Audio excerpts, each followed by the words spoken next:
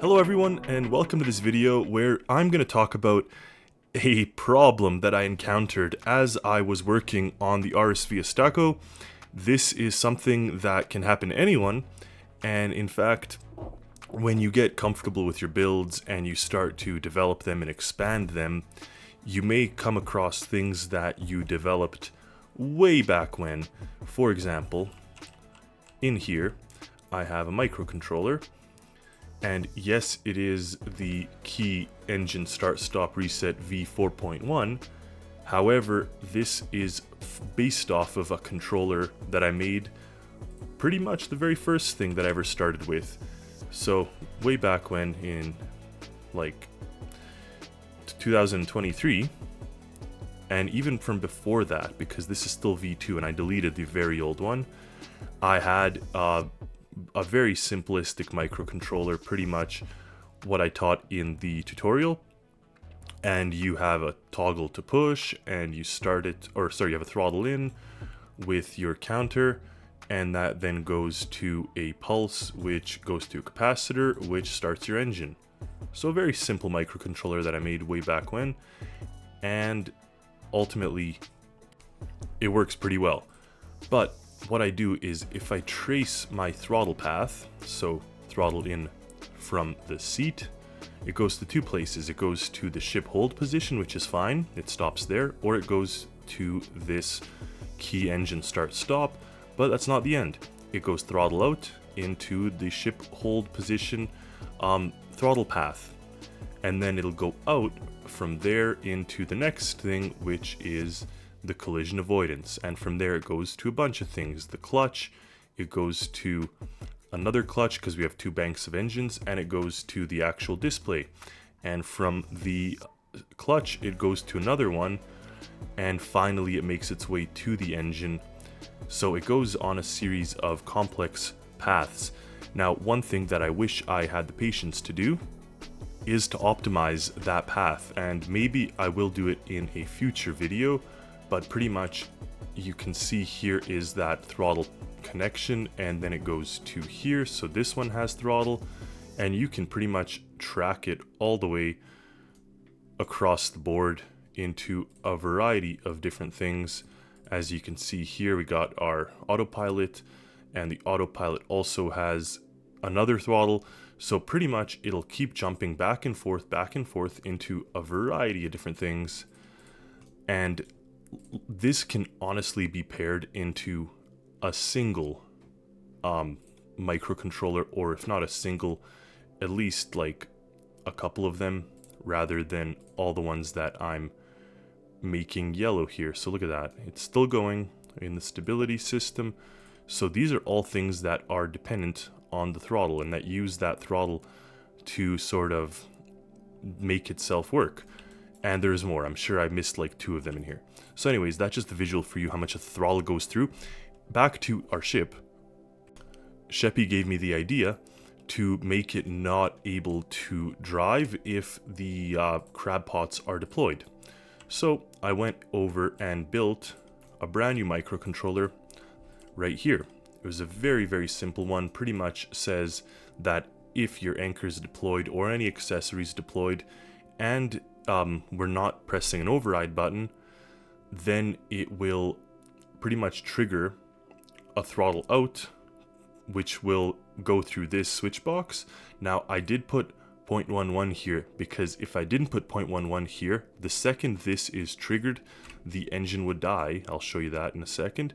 And there's one other thing, there's buzzer lights. So if we have a combination of an accessory deployed plus we're trying to give throttle, it's going to go and give us a warning. So I did that, and I put in here a nice little warning and buzzer, but it encountered some problems, and I was baffled, not at the fact that I couldn't solve this, but just at the fact that I didn't catch it from early on. So if we deploy our pot, what we will see is I can start the engine up, yet it is dying. It will not work because we've set it to have a zero throttle if the system is engaged. So clearly that wouldn't work, right? You can now restart your engine, and now we have power and all this good stuff. But if I deploy an anchor, and a second that anchor connects, the engine dies again. So I was like, alright, great. Simple fix. I will just put in here that single property with 0.11. Alright, easy, done. Now my engine will no longer stall out. I can easily just make my system stay on. So we start it up, and we'll see the RPS, it's climbing, but if I deploy the anchor, it stays on. Fantastic. However, what if the ship is off? And then what if I deploy the anchor? Look at that. It's climbing, because now we're actually giving it 0.11 throttle. So pretty much I was like, this won't work, even though in theory this system worked with the little button, see, being engaged if I'm trying to press the throttle up while this is on. But I don't want my engine to be forced on every single time I deploy the anchor or the crab pots.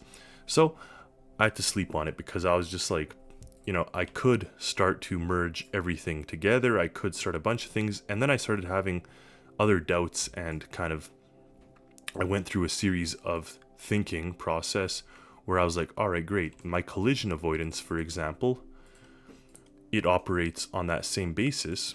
When it is switched, it just hits a value of 0, so the ship stalls out if there is a collision avoidance or any kind of emergency stop. And while I don't like that, it's not the end of the world to keep the ship, to stall the ship out, to turn the engine off. So, you know, this one isn't one of those that I'm worried about. However, I can very easily now update this microcontroller, and I'll show you the new one I developed. So what I did is I made this version, which looks the same.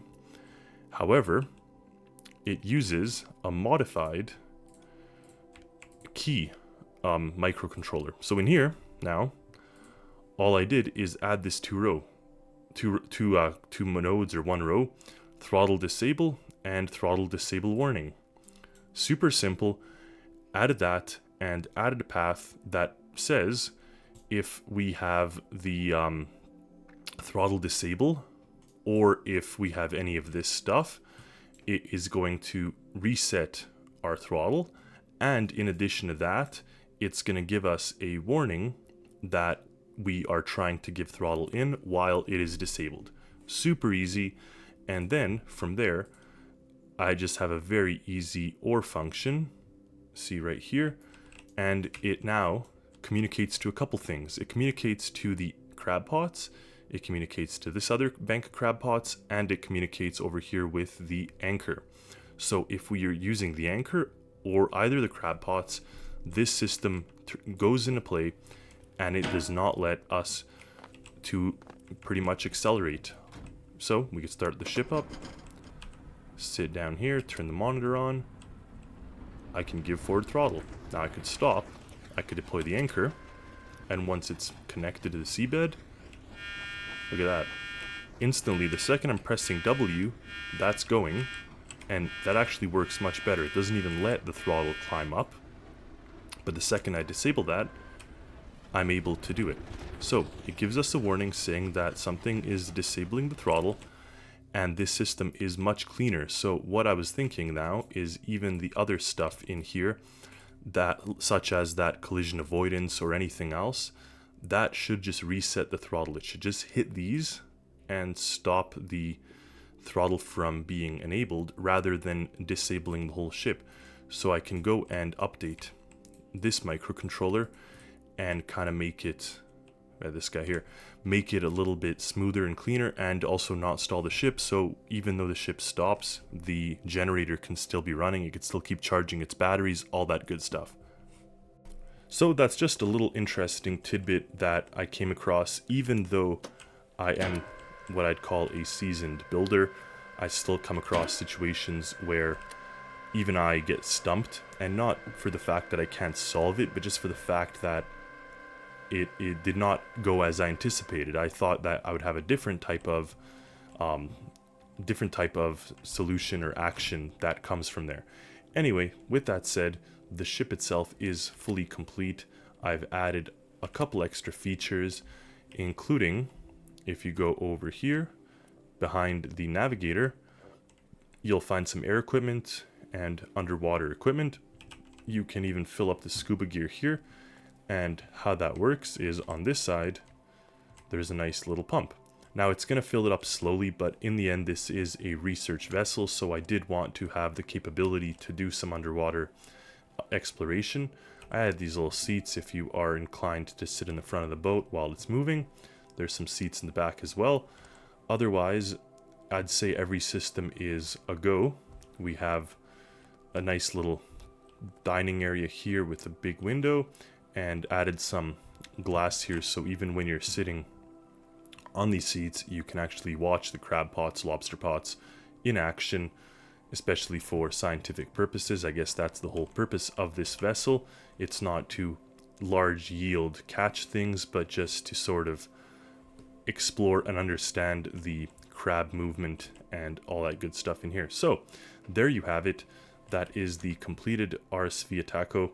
It'll be hitting the workshop soon here, but I hope you enjoy it. Let me know in the comments if you've ever come across a situation that stumped you, or that you were sort of doing something and you had results other than what you anticipated. Now, you could be seasoned builder or you could be sort of a beginner. It doesn't really matter. It happens to all of us, just because the game does have so many variables and so many different things that you come across situations where that inevitably can happen. So thank you all for watching. Stay tuned for more videos. Stay tuned for other creations.